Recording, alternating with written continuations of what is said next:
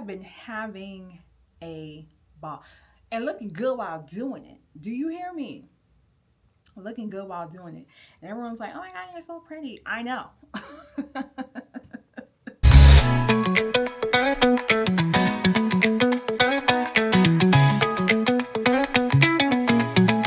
Grow with me, y'all. Welcome to episode 2. First episode, essentially, we titled it From Claims to Compliance. And this, my next chapter, is episode 2. We're talking about 39 and becoming. And I do have my notes, okay? I do. So if I'm looking down, that's why. But honestly, I want to essentially have y'all meet the auntie behind the glam. Auntie as in, because auntie is, it's appropriate, y'all. But I don't look like it, right? I don't look like it, right? But essentially, your girl is 39, single, and becoming. All right, who am I? I am your favorite makeup artist. I'm your beauty guru. I'm your go to for all of that stuff. And I can't wait to be dropping these videos for you guys to learn, to engage, and to take something away for yourself and that's applicable.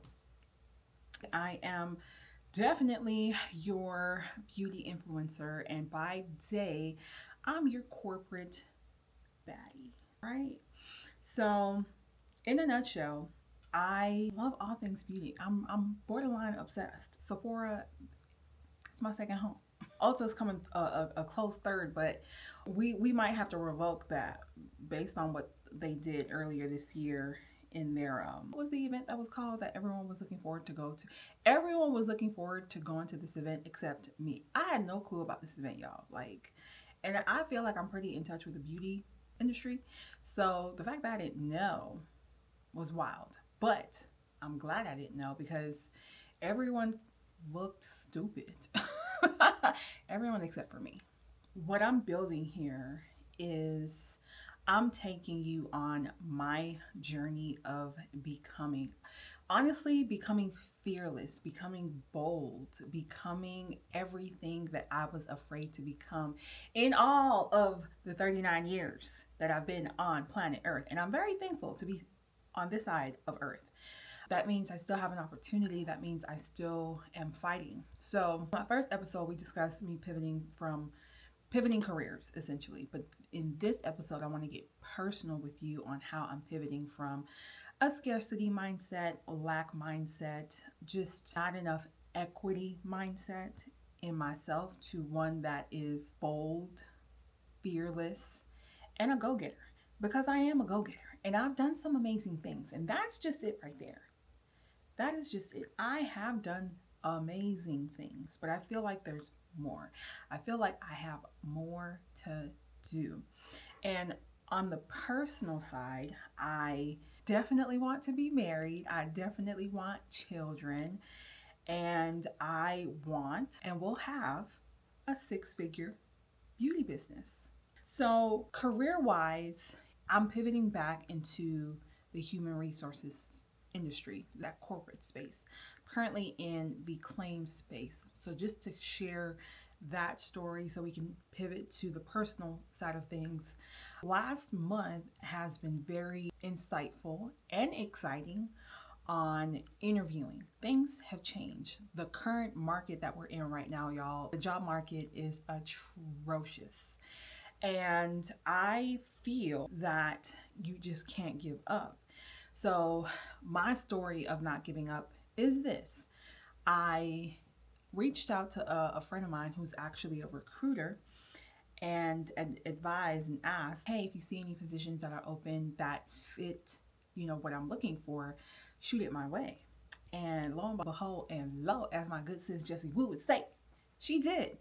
And ironically enough, y'all, I saw this position. This position was posted on LinkedIn. This is crazy.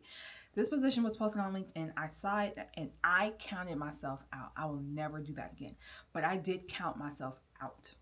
And there are studies out there that men will read a whole job description, maybe meet one or two of the bullet points, the rest is whatever, and they will apply for it. Whereas women will look at everything, and if we're missing one or two, we won't apply for it. I was definitely the latter. And I'm like, I probably won't go for it.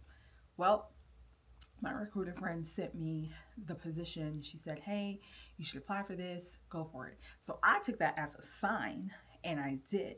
And not only did I apply for it, the young lady that shared the role works there and we work together. That's not fate, y'all. I don't know what is. Okay. So not only did she work there, I applied, but I also reached out to her. We hadn't spoken in a very long time. And when we finally did, when she reached back and we connected, she still had my number. I didn't have her number anymore, which whatever. So we talked about the role and I applied, landed the interview. Interview went so great, met the team, and I still had, I think, one more interview. But because of timing and what they were going through within their department, it stalled. And y'all, I have not heard back since. I was told end of March. We are now in April. And I'm like, dang, do I reach out? Do I not reach out? I don't want to seem desperate, but at the same time, I'm like, I'm desperate as in, maybe I shouldn't use the word desperate because we're not desperate, but it's so close. You're so close and it just gets snatched from you. Just gutted, y'all. Just gutted to the point where I was so sad. I'm like, how do I not reach out? What do I do? Did they forget about me? How could you forget about me? So I haven't reached out. I don't think I am going to reach out. We're just going to forge forward. But it's just the fact that I'm so close. But instead of, now that I'm over the sadness part, it motivates me even more to keep going to land that perfect role. And I'm so motivated now because I killed the interview, y'all. Killed the interview. And it's just one of those, dang, I wonder what happened. Maybe I should ask. I don't know. I don't think I'm going to. You know what I'm saying? It's me. But that's essentially where I'm at with like pivoting careers. So I'm still in the insurance aspect inside of things. However, I am pivoting to back to human resources, compliance to be exact. But your girl has learned some things with regard to relationships, life in general. And now, being that I'm about to start a new milestone in a couple of months, I am moving with intention. And I'm very excited about that. And it's not a scary thing. I just don't want to make mistakes, but I won't make mistakes if I'm intentional about it. And the mistakes aren't necessarily mistakes, they're rerouting me to something better. So, on the business front, my goal for 2026 is to lay the foundation to build a six-figure beauty business. And I'm doing that now. Case in point, what we're recording right now, what I'm recording right now, right? And of course, building a community, building relationships with my audience, allowing you guys to take a look at me, my life. I'm actually putting myself out there as far as social media is concerned. Now, I'm not putting everything out there. I have to save some things for me. I have to be very demure. All right. I have to be very careful. However, right, I need to build a personal relationship with my audience. And that is something that I was always afraid to do. But now I'm not afraid. It's scary, but I'm doing it scared. But honestly, I'm not afraid anymore. It is what it is. You're either going to love me or you're not. So for the ones that love me, hey, welcome. But honestly, from the business standpoint, laying that foundation really is the basis of building a six-figure career. What problems am I solving? Honestly, when it comes to beauty, there's so many problems. And I hope to fill or provide solutions rather to you and for you by what I have to offer. But in order for me to build that trust and for you to actually spend your hard earned money, because these challengely times that we're in, a dollar ain't cheap and a dollar might not be worth more, if anything at all, in today's times, unfortunately. However, I want to be conscious of my audience, your hard earned funds. And if you're going to commit and purchase something from me, I want it to be sustainable. I want it to make you, I want you to feel good. And I want you to keep coming back. That's how you make six figures in your business, at least for me. Now, there's more stuff that goes into that, right? But that for me is the secret ingredient. People invest in what they believe in, people invest in solutions, and people invest in people that they trust. So I hope by sharing a little bit of me that we'll begin to trust each other. But I'm looking forward to brand collabs. I'm looking forward to blog posts that I'll be sharing with you guys. I'm looking forward to more content videos, beauty videos, product reviews, and I'm actually launching something soon that I'll be posting on my beauty channel. So look out for that. I won't announce what it is just yet because I'm still in the beginning stages of finalizing what it's actually going to look like, but it's not a product, more for your consumption than anything else. But honestly, I'm taking y'all with me, the pretty, the bad, the ugly. I feel like I need to do a better job of capturing the moments where it's not so pretty and glammed up. I have to just put up that camera and just let y'all in, right? I think it's important for you guys to see that. It's important for me to document that process because it's going to happen. It's a matter of when. And I want to be ready. I'm staying ready. I'm getting ready. So when it happens, I flourish. And y'all flourish with me. So I'm taking y'all through there. Take me through there. Where we going, twin? My life. So this season is a season of pivots. This season is a season of firsts. This season for me is a season of redos. And I am not taking it for granted. I'm doing the darn thing. Space that I'm in right now, y'all, this is another keen example. I was recording at home and I just, honestly, I manifested this. I manifested this.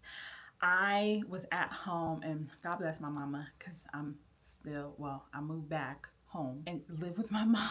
And I'm very thankful for that and not ashamed. I don't care. But honestly, y'all, I love that lady. I love that lady's life. But baby, it doesn't matter what time I feel is the ideal time to record a makeup video or a video in general. If you look at my past videos, you'll hear her in the background. My God, today. You will hear this lady in the background. Girl, why are you so loud? So I ended up reconnecting with a really good friend. She has this beautiful space that I'm currently in and I'm able to record. And do you hear that? Silence. I can record in peace. And honestly, I'm so thankful. Now, when it comes to the love and, well, really the love department, I'm like, Lord, unless you deliver him in front, ring the doorbell and deliver that man to the house, I'm not interested. I will be taking y'all on that journey as well. I've had 2 encounters so far when it comes to the love department. Just very sad, very disappointed, but I have hope. But one thing I am enjoying is falling in love with me, falling in love with my peace, rediscovering what I want to be intentional, who I want to give my time to, watching my shows, having a ball. Y'all, I have been having a ball and looking good while doing it. Do you hear me? Looking good while doing it. And everyone's like, oh my God, you're so pretty. I know. Oh my God, you look like a young girl. Oh, I know. Because I'm not letting nobody's son stress me.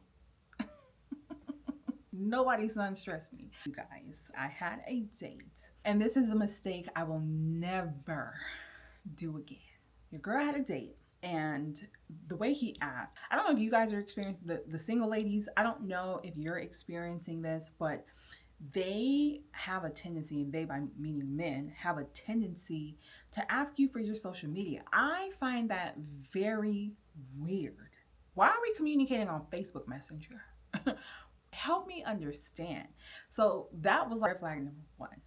And this individual, we met at a party, we met in person, but we had met prior and ran into each other again because of a mutual friend. And y'all, this man asked me for my Facebook, not my number. And I'm like, okay, but whatever. Fast forward. He doesn't live here locally, but he was traveling back and wanted to grab drinks, which I thought was fine because it's just drinks, right? We're not getting married tomorrow. So I found myself reaching out to said person to confirm if we were still having drinks. That is where I went wrong, because why am I reaching out to you? And y'all, I should have known. But fast forward to the end of the date, we were walking back to his hotel. Where I parked was right across the street from the gentleman's hotel.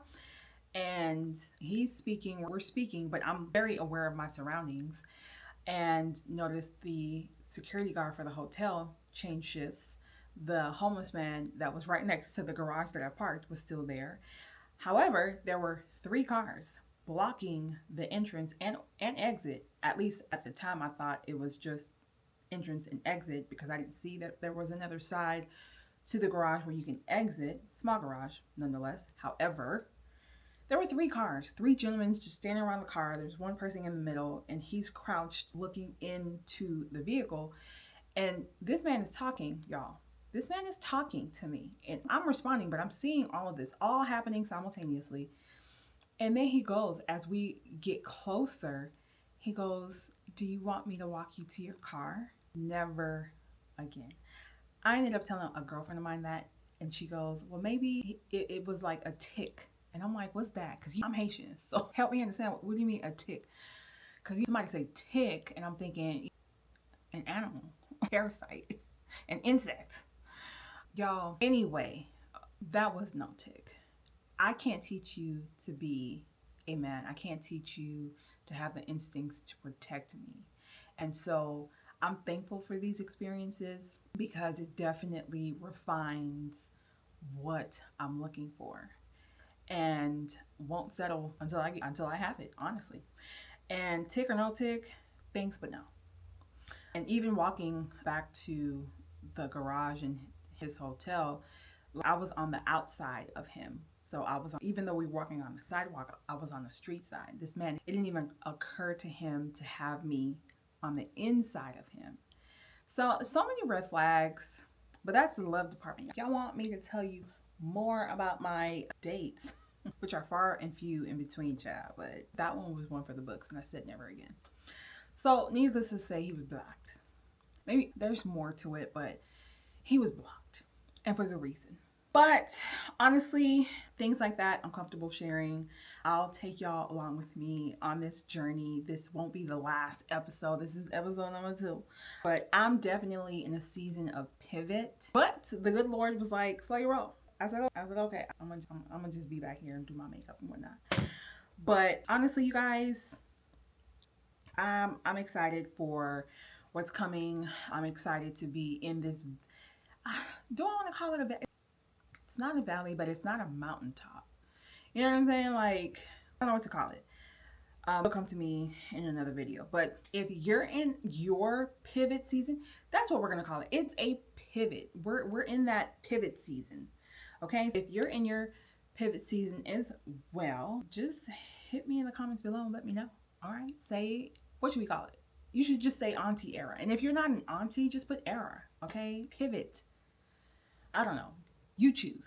But just tell me so I know that we're together. But definitely, you guys, comment, like, subscribe. Let me know what you're doing to upheave and redefine your life. Because this bougie auntie, going on the bougie side of things because I deserve. But yeah, see you in my next video, you guys. And I'll keep you posted on the whole job journey too. Y'all pray for me. Because these people, they be playing with your feelings. I don't like that.